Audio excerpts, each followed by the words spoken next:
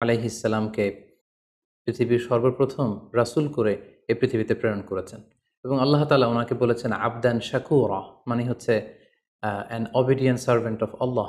আল্লাহ তাআলার একজন কৃতজ্ঞ বান্দা হিসেবে আল্লাহ তাআলা কালামুল্লাহ মাজিদে নূহ আলাইহিস সালামকে এই উপাধি দিয়েছিলেন।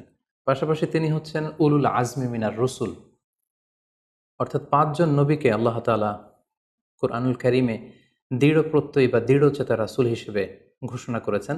নূহ আলাইহিস সালাম হচ্ছেন তাদের মধ্য থেকে অন্যতম। সাউদার্ন ইরাকের একটি শহরে, যেটি কুফা শহরের নিকটবর্তী একটি শহর, এমন একটি শহরে আল্লাহ তাআলা নূহ আলাইহিস সালামকে নবী হিসেবে প্রেরণ করেছিলেন। সাইয়েদনা আদম আলাইহিস সালাম থেকে শুরু করে নূহ আলাইহিস সালাম পর্যন্ত টানা ১,০০০ বছর পর্যন্ত পৃথিবীতে শিরকের সূচনা বা উৎপত্তি হয়নি। বেসিকলি নূহ আলাইহিস সালামের জামানাতেই এই পৃথিবীতে সর্বপ্রথম শিরকের সূচনা হয়েছিল। ইবলিস শয়তান সর্বপ্রথম নূহ আলাইহিস সালামের জামানার যে কওমের লোকেরা, তাদের কাছে শিরকের ইন্ট্রোডিউস করেছিল। তাদের সময়ে ৫ জন আল্লাহওয়ালা ব্যক্তি ছিল। তাদের ইন্তেকালের পরে শয়তান সেই জনগোষ্ঠীর লোকদের কাছে এসে বলল, তোমরা এই সমস্ত কি ইবাদত করছো? তোমাদের পূর্বপুরুষেরা যেমনভাবে আল্লাহ তাআলার কাছে ইবাদত করে নিজেদেরকে সঁপে দিয়েছিল, তার সামনে তো তোমাদের ইবাদত কিছুই নয়। তোমরা একটা কাজ করো, তোমাদের ৫ জন আধ্যাত্মিক পুরুষ বা আল্লাহর প্রিয় বান্দাদের ৫টি মূর্তি তৈরি করে তোমরা তোমাদের ইবাদতগাহের পাশে রাখো। ফলে তাদের চেহারা দেখলে তাদের বেশি বেশি ইবাদতের কথা তোমাদের স্মরণ হবে এবং তোমরা আল্লাহ তাআলার ইবাদত করার ব্যাপারে বেশি আগ্রহী হবে। তারা এই শয়তানের মুখরোচক চমৎকার এই কথা শুনে তাদের শ্রেষ্ঠ ৫ জন সন্তান বা আল্লাহওয়ালা ৫ জন ব্যক্তির ৫টি মূর্তি তৈরি করে তাদের ইবাদত গাহের ভেতরে তারা স্থাপন করলো। এবং আসলেই তারা যখন এই ৫ জন ব্যক্তিদের মূর্তির দিকে তাকাতো, তাদের আল্লাহ তাআলার ইবাদতের কথা তাদের স্মরণ হতো, ফলে তারা আল্লাহ তাআলার বেশি বেশি ইবাদত করতে লাগলো। এই জেনারেশন এভাবেই বেশি বেশি আল্লাহ তাআলার ইবাদতের মধ্য দিয়ে তারা পার করতে লাগলো। কিন্তু পরবর্তী জেনারেশন যখন আসলো, শয়তান তাদের কাছে এমনভাবে কুমন্ত্রণা বা টেম্পটেশন দিল, ফলে ওই প্রজন্ম তারা আল্লাহ তাআলার এক আল্লাহর ইবাদতকে ভুলে গিয়ে এই ৫ জন শ্রেষ্ঠ আল্লাহর ওয়ালির মূর্তির সামনে দাঁড়িয়ে সেখানেই তারা মানত করতে শুরু করলো এবং এক আল্লাহর ইবাদত বাদ দিয়ে সেই মূর্তিগুলোর ইবাদত শুরু করে দিল। এভাবেই সাইয়েদনা নূহ আলাইহিস সালামের জামানাতে সর্বপ্রথম শিরকের সূচনা হয়। পবিত্র কালামুল্লাহ মাজিদে আল্লাহ তাআলা এই ঘটনাটি এভাবে উল্লেখ করেছেন যে নূহ আলাইহিস সালামের জামানায় যারা নেতৃত্ব স্থানীয় ছিল, তারা সাধারণ লোকদেরকে উদ্দেশ্য করে বলতো, ওয়াকালু লা তাযারুন্না আলিহাতাকুম ওয়ালা তাযারুন্না ওয়াদ্দান ওয়ালা সুওয়াআ ওয়ালা ইয়াগুথা ওয়া ইয়াউকা ওয়া নাসরা। অর্থাৎ আমাদের যে ৫ জন বিখ্যাত ব্যক্তি, তাদের নাম ছিল ওয়াদ্দান, সুওয়াআন, ইয়াগুথ, ইয়াউক এবং নাসর। তোমরা এদের ইবাদত ছেড়ে দিও না, বরং তোমরা এদের উপাসনা করতে থাকো। ফলে এই আয়াতও প্রমাণ করে যে নূহ আলাইহিস সালামের জামানাতে সর্বপ্রথম শিরকের উৎপত্তি হয়েছিল। কিন্তু নূহ আলাইহিস সালাম তার জাতিগোষ্ঠীর কাছে এক আল্লাহর দাওয়াত দিয়ে যেতে লাগলেন। তিনি বলতে আরম্ভ করলেন, ইয়া কওমি আবুদুল্লাহ মা লাকুম মিন ইলাহিন গায়রুহু আফালা তাত্তাকুন। হে আমার জাতিগোষ্ঠীর লোকেরা, হে আমার জনগোষ্ঠীর লোকেরা, তোমাদের কি হলো? তোমরা কেন এক আল্লাহর ইবাদত করছো না? তোমরা কি আল্লাহকে ভয় পাও না? এবং তিনি বললেন যে আল্লাহ তাআলা আমাকে তার বাণীবাহক হিসেবে, প্রেরিত রাসূল হিসেবে তোমাদের কাছে পাঠিয়েছেন। এই যে আমি তোমাদেরকে তাওহীদের বা এক আল্লাহর ইবাদতের দিকে দাওয়াত দিচ্ছি, এজন্য তো আমি কোনো পারিশ্রমিক তোমাদের কাছে চাচ্ছি না, বরং তোমরা যেভাবে শিরক করে যাচ্ছ, এক আল্লাহ ছাড়া মূর্তির পূজা করে যাচ্ছ, ইন্নী আখাফু আলাইকুম আযাব ইয়াউমিন আযীম, আমি তোমাদের উপর কঠিনতম আযাব আসার আশঙ্কা করছি। সো তোমরা শিরক ছেড়ে দিয়ে, মূর্তি পূজা ছেড়ে দিয়ে, পৌত্তলিকতা ছেড়ে দিয়ে এক আল্লাহ তাআলার ইবাদতের দিকে ফিরে আসো। নূহ আলাইহিস সালাম যখন তার জাতিগোষ্ঠীর লোকদের কাছে তাওহীদের দাওয়াত বা এক আল্লাহর ইবাদতের দাওয়াত দেয়া শুরু করলেন, তার জাতির লোকেরা, তার কওমের লোকেরা নানা ধরনের টাল বাহানা, অজুহাত এবং বিভিন্ন ধরনের যুক্তি তারা স্থাপন করতে শুরু করলো। তাদের প্রথম যুক্তি ছিল যে, হে নূহ, কেন আমরা তোমার দাওয়াতে সাড়া দেব? কারণ সমাজের নিম্ন শ্রেণীর লোকেরা হচ্ছে তোমার অনুসারী। আরাযিলুনা বাদিয়ার রাই ওমা নারাকা ইত্তাবাআকা ইল্লাল্লাযীনা হুম আরাযিলুনা বাদিয়ার রাই। কারণ আমরা দেখতে পাচ্ছি সমাজের লো ক্লাসের যারা লোকজন, নিম্ন শ্রেণীর লোকজন, নিম্ন পেশার লোকজন, এরাই হচ্ছে তোমার ফলোয়ার। তোমরা আগে এই সমস্ত লোকদেরকে তোমার আশপাশ থেকে সরাও, তখন আমরা তোমার এ দাওয়াতকে গ্রহণ করব। তাদের আরও একটি যুক্তি ছিল যে তুমি এই নিম্ন শ্রেণীর লোকদেরকে নিয়ে সমাজে ইনফ্লুয়েন্সিয়াল হতে চাচ্ছ, ইয়াতাফাদ্দালু আলাইকুম। এই নূহ হচ্ছে জেলে সমাজ, কৃষক সমাজ, এই সমস্ত নিম্ন শ্রেণীর লোকদেরকে নিয়ে এই সমাজের মধ্যে একটা ইনফ্লুয়েন্স ক্রিয়েট করে সে আমাদের উপর সুপিরিয়র হতে চাইছে। এটা ছিল তাদের আরেকটা যুক্তি। তারা আরও বলতো যে আগে যদি এই নিম্ন শ্রেণীর লোকদেরকে তোমার কাছ থেকে তুমি তাড়িয়ে দাও, তাহলে আমরা তোমার উপর বিশ্বাস স্থাপন করতে পারি। নূহ আলাইহিস সালামের এই কথার জবাবে তিনি বলেছিলেন, ওমা আনা বিতরিদিল্লিযিনা আমানু, অর্থাৎ যারা আল্লাহ তাআলার উপর বিশ্বাস স্থাপন করেছে, যদিও তারা নিম্ন শ্রেণীর হয়ে থাকে, কি করে আমি তাদেরকে তাড়িয়ে দিতে পারি। তাদের আরও একটি যুক্তি ছিল যে তুমি আমাদের মতো মানুষ, দেখতে তো তুমি আমাদের মতো মানুষ, তুমি খাচ্ছ, দাচ্ছ, ঘুমাচ্ছ, ঘুরে বেড়াচ্ছ, বাজারে যাচ্ছ, ক্রয় বিক্রয় করছো, আমাদের মতো মানুষ হয়ে তুমি কেমন করে রাসূল হতে পারো? তুমি যে রাসূল, কি করে আমরা বিশ্বাস করব? কেন আকাশ থেকে ফেরেশতারা এসে বলে দিয়ে যায় না যে তুমি রাসূল? তাহলে তো আমরা ফেরেশতাদেরকে দেখলে আমরা আস্থা পেতে পারি এবং নিশ্চিত হতে পারি যে আসলেই তুমি আল্লাহর পাঠানো রাসূল।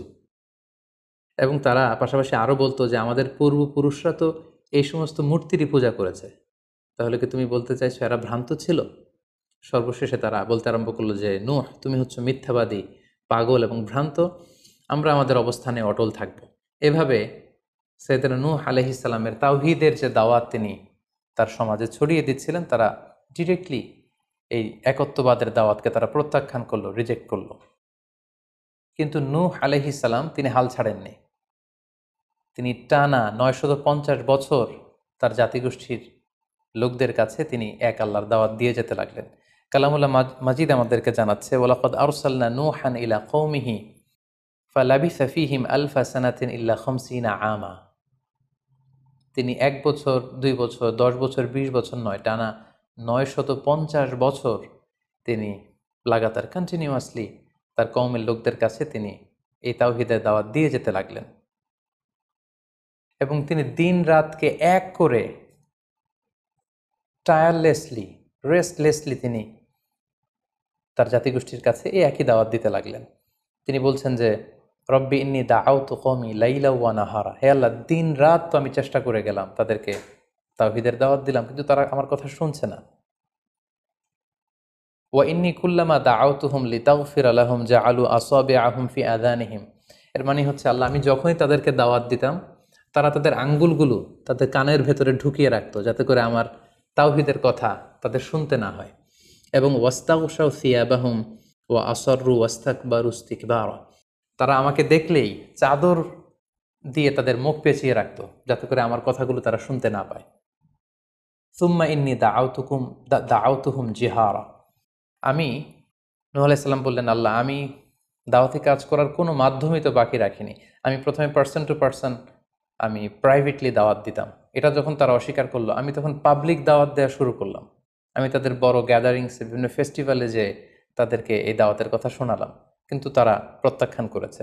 সুম্মা ইন্নী আ'লানতু লাহুম ওয়া আসরারতু লাহুম ইসরারা, অর্থাৎ এই আয়াত থেকে বোঝা যাচ্ছে যে নূহ আলাইহিস সালাম দাওয়াত দেয়ার বা বাণী বাহকের যে কাজ, এই গুরুদায়িত্ব পালনে কোনো ধরনের প্রক্রিয়া তিনি বাদ রাখেননি। তিনি দিনে রাতে, তিনি প্রাইভেটলি, তিনি পাবলিকলি, তিনি উৎসাহ প্রদানের মাধ্যমে, জান্নাতের সুসংবাদ দেওয়ার মাধ্যমে, কিংবা জাহান্নামের ভয় দেখানোর মাধ্যমে নানাভাবে তার জাতিগোষ্ঠীর কাছে আখেরাতের কথা, আখেরাতে আল্লাহ তাআলার সুপ্রিম কোর্টের কাঠগড়ায় দাঁড়িয়ে জবাবদিহিতার কথা, এক আল্লাহর একত্ববাদের কথা, এ দাওয়াতগুলো তিনি দিয়ে গিয়েছেন। কিন্তু অধিকাংশ ক্ষেত্রেই এবং অধিকাংশ লোকগুলোই নূহ আলাইহিস সালামের এই তাওহীদের দাওয়াতকে প্রত্যাখ্যান করেছিল এবং রিজেক্ট করেছিল। এভাবে নূহ আলাইহিস সালাম যখন দাওয়াত দিয়ে যেতে লাগলেন, তার কওমের লোকদের মধ্য থেকে ফাইনাল যে রেসপন্সটি এসেছিল সেটি হচ্ছে, ক্বালু লা ইন লাম তানতাহি ইয়া নূহ লা তাকুনান্না মিনাল মারজুমিন। হে নূহ, অনেক হয়েছে, এবার তুমি থামো। তুমি যদি এই দাওয়াত দেয়া বন্ধ না করো, তাহলে আমরা তোমাকে স্টোনিং করে, পাথর মেরে, প্রস্তর নিক্ষেপ করে দুনিয়া থেকে বিদায় করে দিব।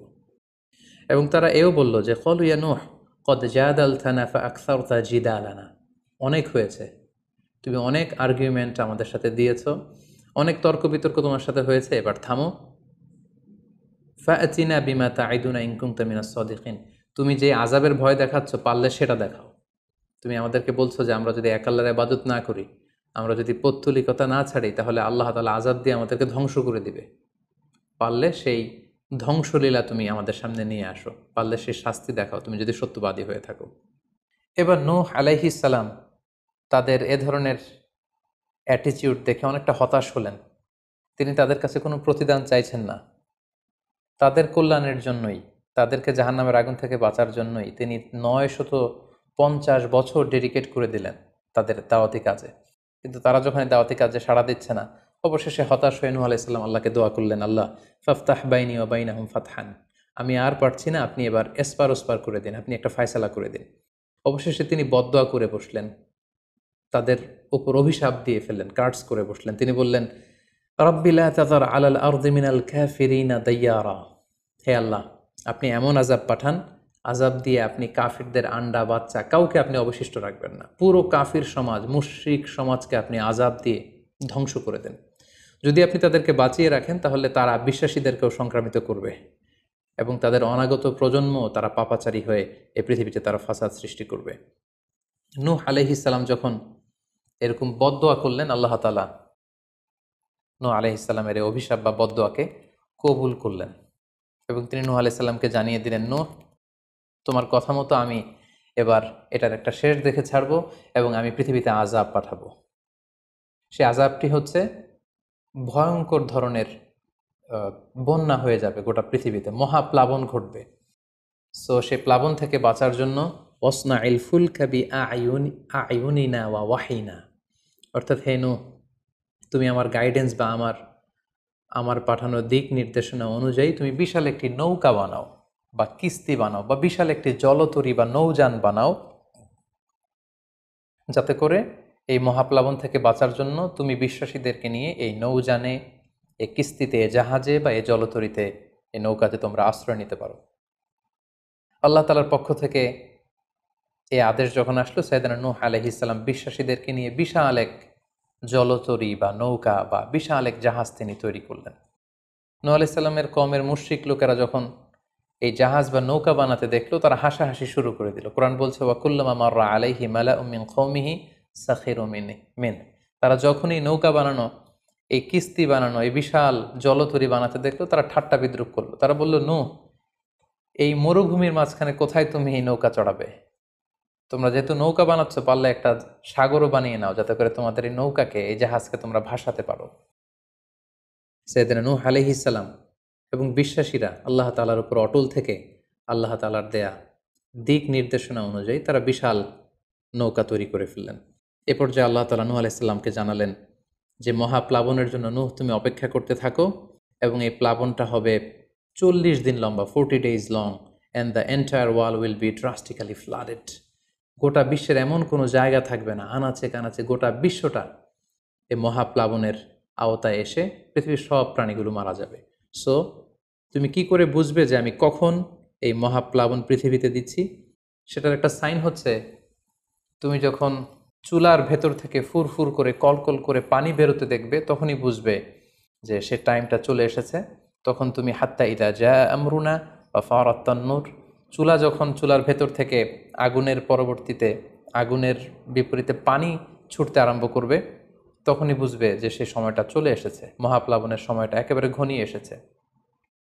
কুল নাহমিল ফিহা মিন কুল্লি যাওজাইনি ইসনাইন, তখন তুমি সমস্ত বিশ্বাসী বান্দাবান্দিদেরকে, যারা তোমার ফলোয়ার, যারা একত্ববাদী বিশ্বাসী, তাদেরকে নিয়ে সেই নৌকায় তুমি আরোহণ করবে এবং প্রতিটি প্রাণী থেকে জোড়ায় জোড়ায়, অর্থাৎ ম্যাসকুলিন অ্যান্ড ফ্যামিনিন, নারী পুরুষ জোড়ায় জোড়ায় তুমি নিয়ে সেই নৌকাতে আরোহণ করবে। কারণ এই মহাপ্লাবনটা এত ভয়ঙ্কর মহাপ্লাবন হবে, ফলে পৃথিবীতে কেউ বেঁচে থাকবে না এবং তোমরাই হবে নেক্সট জেনারেশন, এবং তোমাদের থেকেই পৃথিবী আবার নতুন করে সভ্যতা বিনির্মিত হবে এবং তোমাদের থেকে নতুন করে পৃথিবীর সব প্রাণীকুল আবার নতুন করে বংশবিস্তার শুরু হবে।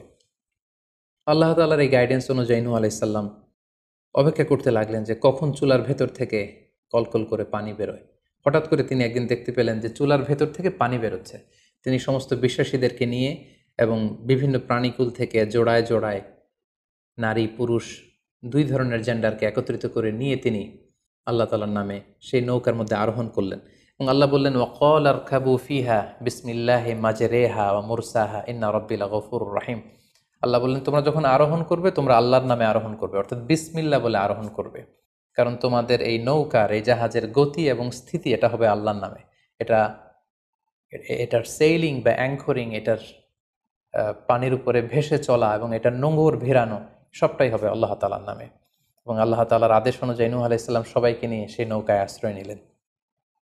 কোরআন আমাদেরকে জানাচ্ছে ওহিয়া তাজরি বিহিম ফি মাউজিন খাল জিবাল, গোটা বিশ্বব্যাপী এমন ভয়ঙ্করভাবে আকাশ থেকে ঝুম বৃষ্টি নাজিল হলো, জমিন তার ভেতরে থাকা পানিগুলোকে উপরে উদ্গীরণ করে দিতে লাগলো, উপর থেকে পানি, নিচ থেকে পানি, ফলে গোটা বিশ্বে এক মহাপ্লাবনের পরিস্থিতি তৈরি হলো।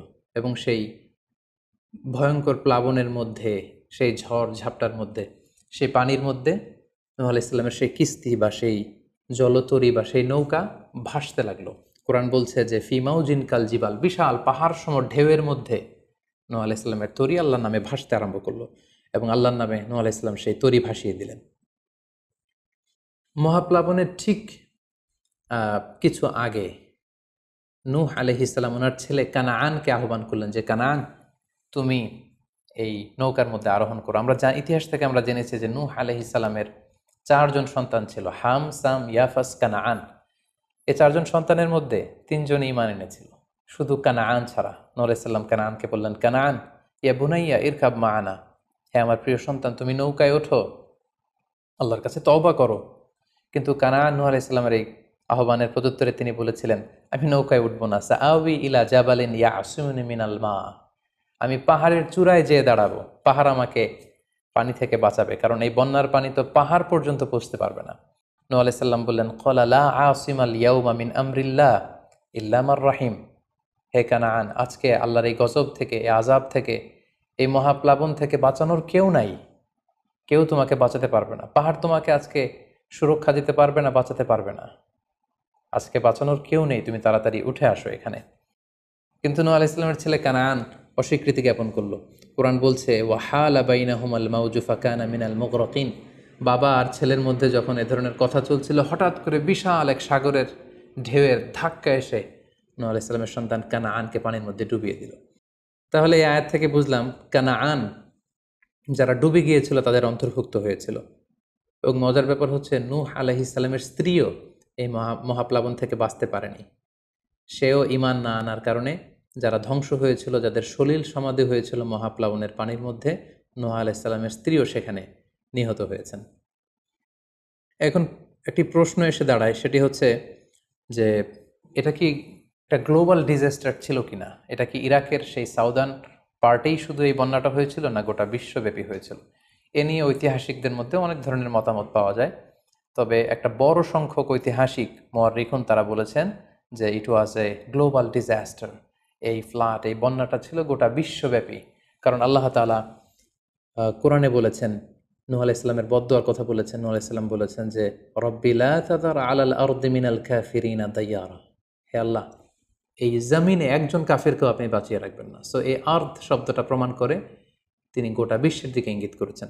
এবং আল্লাহ যখন জমিনকে ইঙ্গিত করেছেন, ইয়া আরদুবলাই, হে পানি তুমি নিচের দিকে চলে যাও, ফলে এই আর্থ দ্বারা বোঝা যাচ্ছে যে শুধু ইরাকের সেই সাউদার্ন ইরাকের কুফা শহরের পাশেই এই বন্যাটা লিমিটেড বা সীমিত ছিল না, বরং এই ডিজাস্টারটা ছিল একটা গ্লোবাল ডিজাস্টার। গোটা বিশ্বব্যাপী মহাপ্লাবনের পানিতে গোটা বিশ্বের সব সয়লাভ হয়ে গিয়েছিল।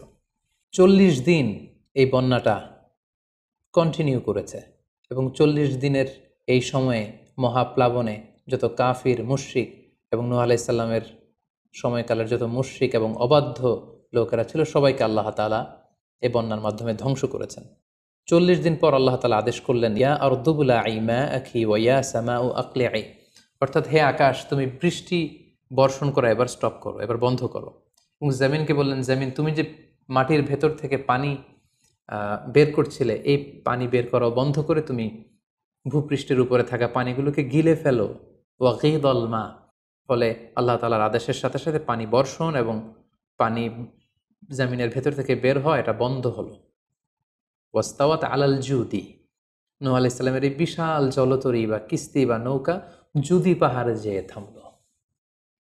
জুদি পাহাড়ে এই তরির নোঙর ভিড়ল।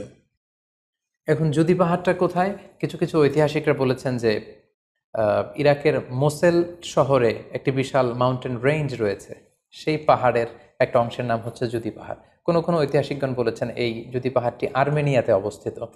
অনেক ঐতিহাসিকগণ মত প্রকাশ করেছেন যে এটি ইরাকেও নয়, এটি আর্মেনিয়াতেও নয়, বরং এটি তুরস্কের একটি পাহাড়। এবং তারা বিশাল বড় একটি নৌকার খণ্ড দিয়ে ঐতিহাসিকভাবে অনেকেই প্রমাণ করতে চেয়েছেন যে নূহ আলাইহিস সালামের সেই কিস্তির কিছু অংশ আজও সেই পাহাড়ের মধ্যে রয়ে গিয়েছে। সেই জুদি পাহাড়ে যখন এই নৌকাটি ভিড়ল, আল্লাহ তাআলা তখন নূহ আলাইহিস সালামকে আদেশ করলেন, ইহবিত বিসালামিম মিন্না, তুমি এবার শান্তির সাথে সেফলি সাউন্ডলি তুমি এবার সেই জুদি পাহাড়ে তোমরা নামো। ও বারাকাতিন আলাইক, তোমাদের উপর আমার পক্ষ থেকে বারাকা ব্লেসিং থাকবে। ও আলা উম্মা মিম্মা মাআক, এবং তোমার সাথে যারাই আছে সবার জন্য আমার পক্ষ থেকে ব্লেসিং থাকবে।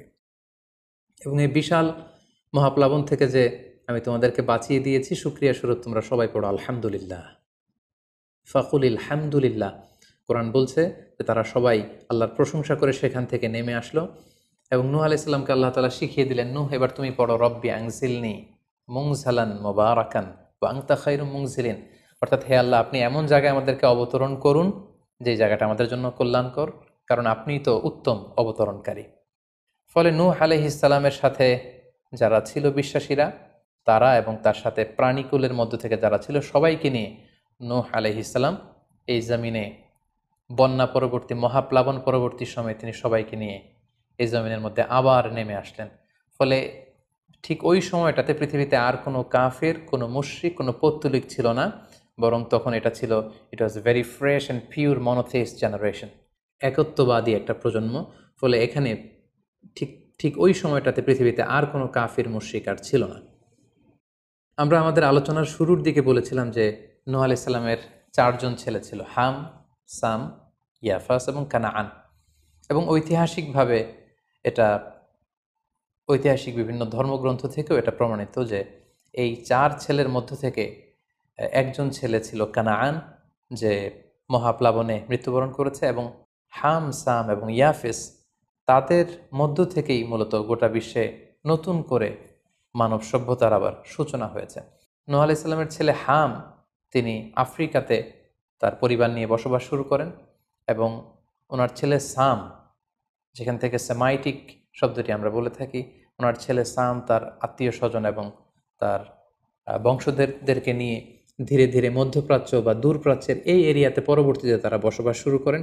এবং ওনার ছেলে ইয়াফেস বর্তমান যে চীন বা তার আশেপাশের যে এরিয়াগুলো আছে সেখানে বসবাস শুরু করেন, এবং সেখান থেকেই মানব ইতিহাস আবার নতুন করে তার পথ চলা শুরু করলো, এবং গোটা বিশ্বে বাচ্চা রিজালান কাসীরা ওয়া নিসা, অনেক নারী পুরো গোটা বিশ্বে সেখান থেকে আবার ছড়িয়ে পড়তে আরম্ভ করলো।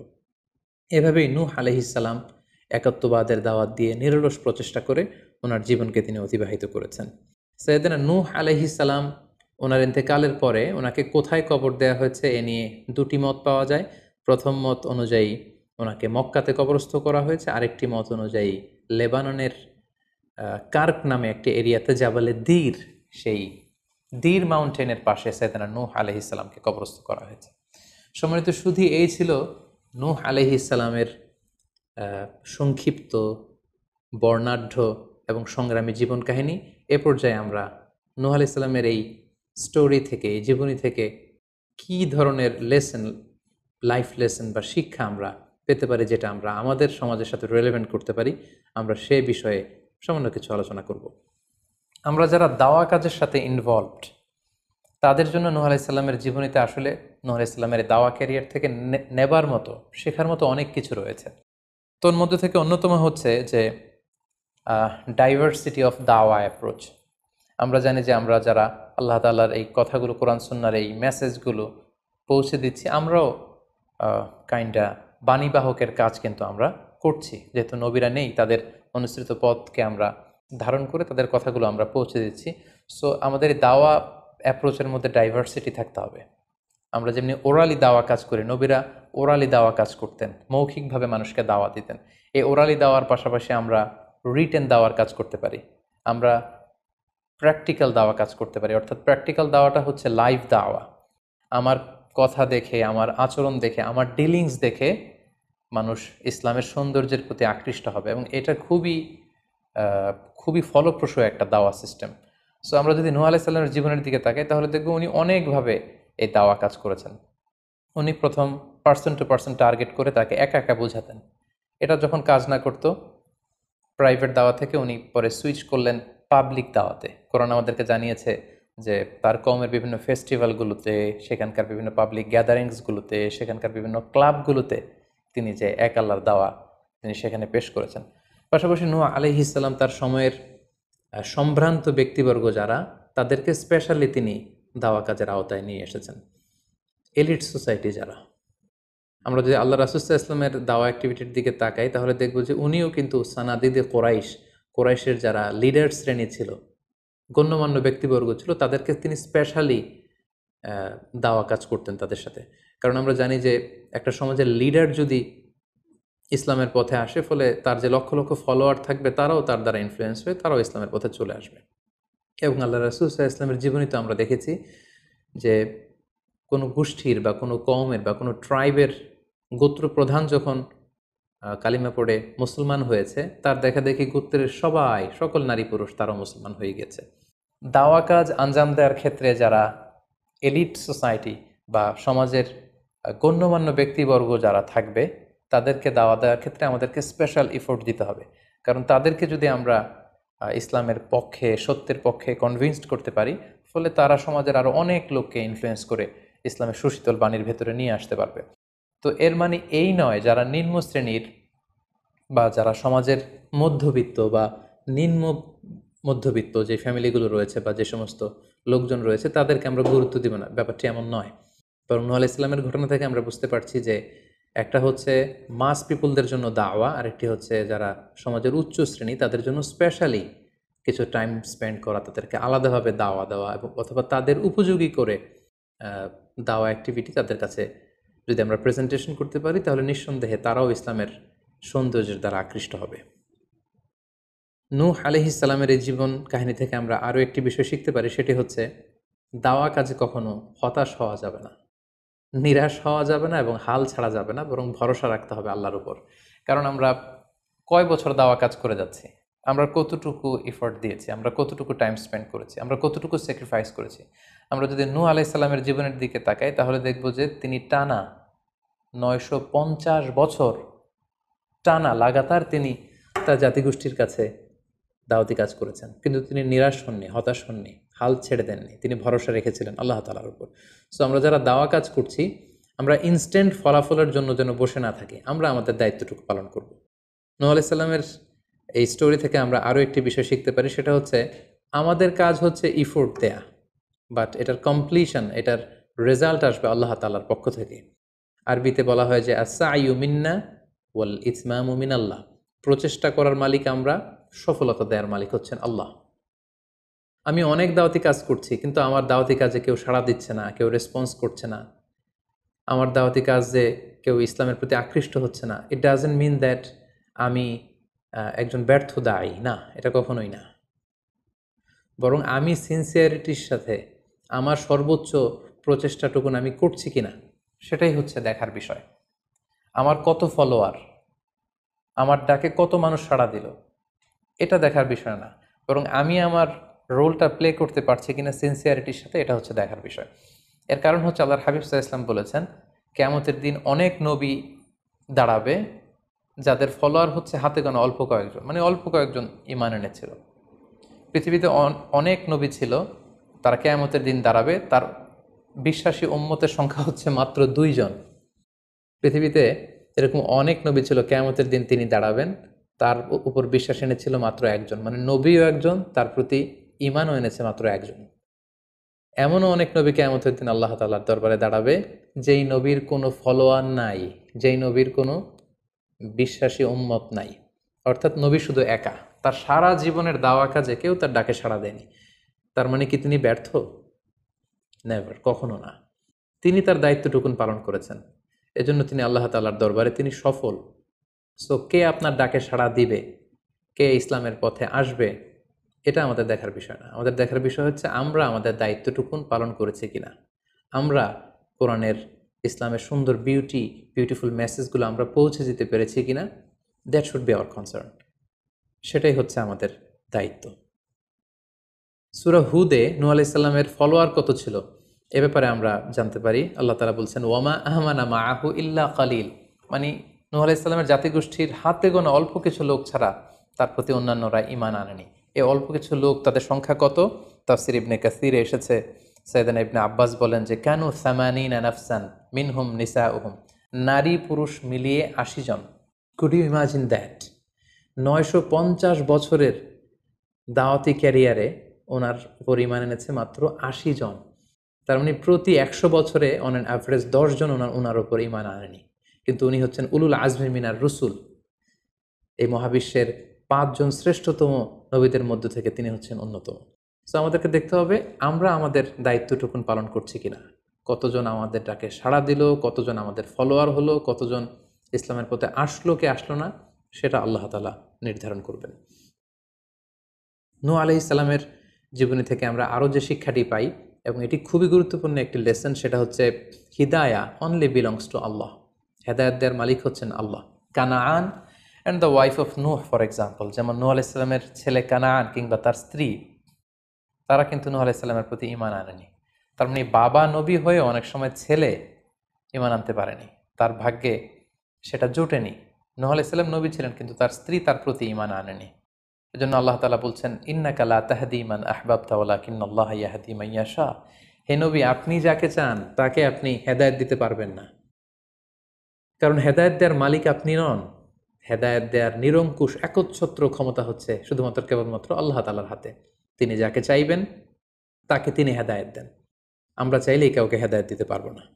নূহ আলাইহিস সালামের জীবনী থেকে আরও একটি বড় শিক্ষা হচ্ছে যে আল্লাহ তাআলা হুট করেই কাউকে আযাব দেন না বা শাস্তি পাঠান না, বরং আল্লাহ তাআলা বারবার সুযোগ দিয়ে থাকেন। অনেক সুযোগ দেওয়ার পরে, বারবার সুযোগ দেওয়ার পরেও যখন কেউ সত্যের পথে ফিরে আসে না, বরং বারবার তারা অবাধ্যতা, দাম্ভিকতা এবং বাড়াবাড়ি করে, ঠিক তখনই আল্লাহ তাআলা তাদেরকে শাস্তি দেন। আমরা নূহ আলাইহিস সালামের জাতিগোষ্ঠীর দিকে যদি তাকাই, তাহলে দেখব যে তিনি ৯৫০ বছর তাদেরকে চান্স দিয়েছেন। এত লম্বা সময় তাদেরকে সুযোগ দেওয়ার পরেও তারা সত্যের পথে ফিরে আসেনি। অতঃপর আল্লাহ তাআলা মহাপ্লাবন দিয়ে পুরো জাতিগোষ্ঠীকে ধ্বংস করে দিয়েছেন। নূহ আলাইহিস সালামের জীবনী থেকে সর্বশেষ যে শিক্ষাটি আমরা পাই, সেটি হচ্ছে